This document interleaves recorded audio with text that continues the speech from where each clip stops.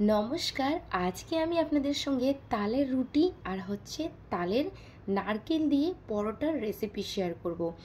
আজকের রেসিপি কিন্তু একদমই নতুন আর একদমই অন্যরকম। এই রেসিপিটা কিন্তু বানালে বাচ্চা থেকে শুরু করে বড়রা সবাই কিন্তু খুব খুব পছন্দ করবে।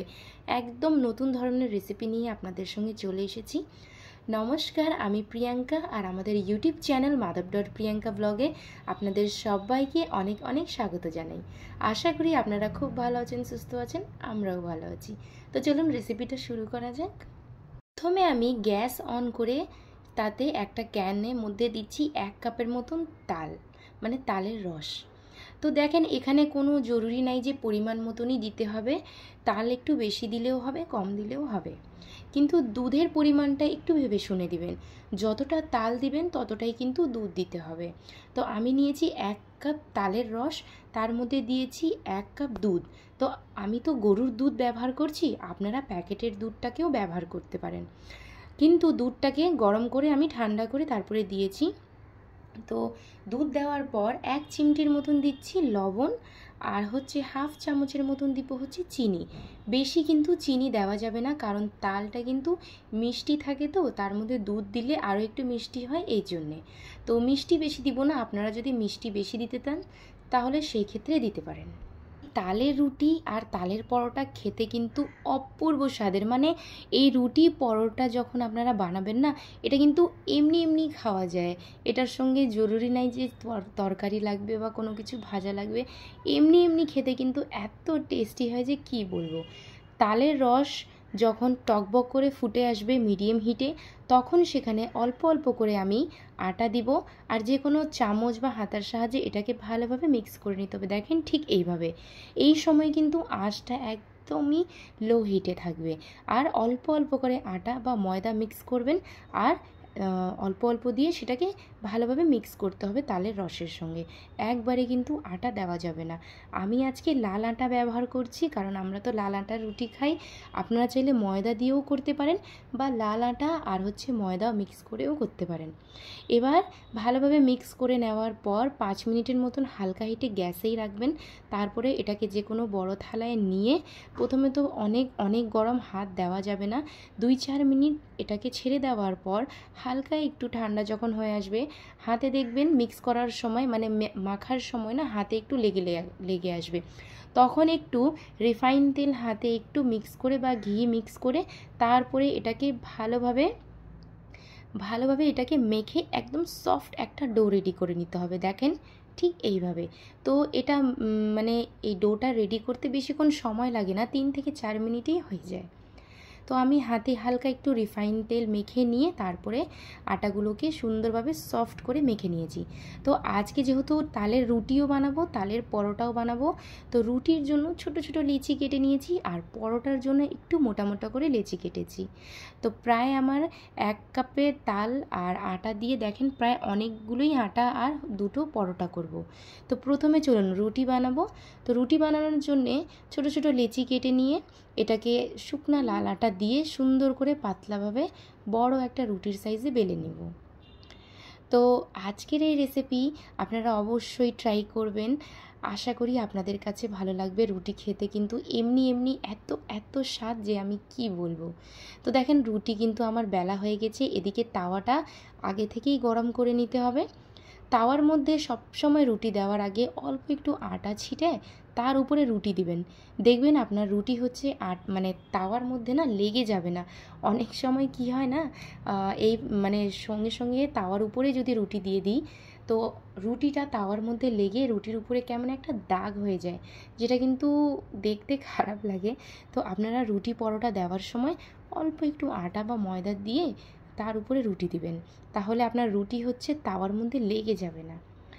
তো মিডিয়াম হিটে রুটিগুলোকে কিন্তু 2 পিঠ লাল লাল করে ভেজে নিতে হবে, যেভাবে আমরা নর্মাল রুটি ভাজি সেইভাবেই। একটা জিনিস আপনারা খেয়াল করবেন, আমরা যখন নর্মাল আটা দিয়ে রুটি বানাই, সেই রুটিটা কিন্তু বেশ অনেকখানি ফুলে, কিন্তু এই তালের রুটি বানানোর সময় কিন্তু আপনাদের ফুলবে, কিন্তু ততটা ফুলবে না, কিন্তু রুটিটা একদম সফট হবে, একদম নরম কাগজের মতন, মানে মুখে দিলেই গলে যাবে এমন একটা রুটি। তো প্রত্যেকটা রুটি আমি ঠিক এইভাবে পাতলা পাতলা করে বেলে নিয়ে আমি মিডিয়াম হিটে 2 পিঠ লাল লাল করে ভালোভাবে ভেজে নেব।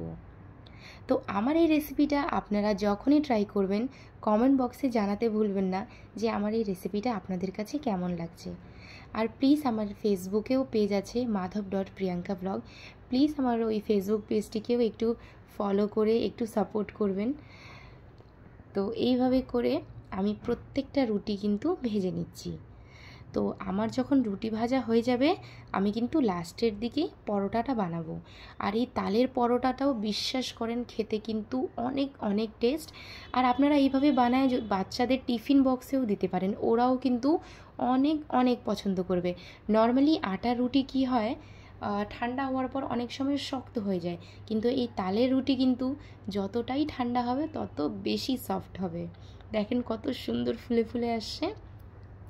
তো ভালোভাবে সব রুটিগুলো কিন্তু আমার ভাজা হয়ে গেছে। এবার আমি চলে যাব পরোটা বানাতে। তো পরোটার জন্যে আটাটা একটু মোটা মোটা করে লেচি কেটে নিয়েছি, কারণ পরোটা একটু মোটা মোটা থাকলে খেতে ভালো লাগে। তো প্রথমে গোল শেপে এটাকে আমি ঠিক এইভাবে পাতলা করে বেলে নিব। বেলে নেওয়ার পর এটার উপরে আমি গ্রেট করে রাখা নারকেল দিয়ে দিচ্ছি। তো আমি তো ফ্রেশ নারকেলটাই ব্যবহার করছি, মানে সেটাকে গ্রেটারে গ্রেট করে। আপনারা চাইলে নারকেল যে পাউডার আসে না, সেটা যদি থাকে সেটাও দিতে পারেন। আর এই নারকেলের সঙ্গে অল্প একটু চিনি বা অল্প একটু দুধ পাউডার দিয়েও আপনারা এই পরোটাটা রেডি করতে পারেন। বাচ্চারা তো অনেক অনেক পছন্দ করবে, সঙ্গে সঙ্গে বড়রাও কিন্তু পছন্দ করবে।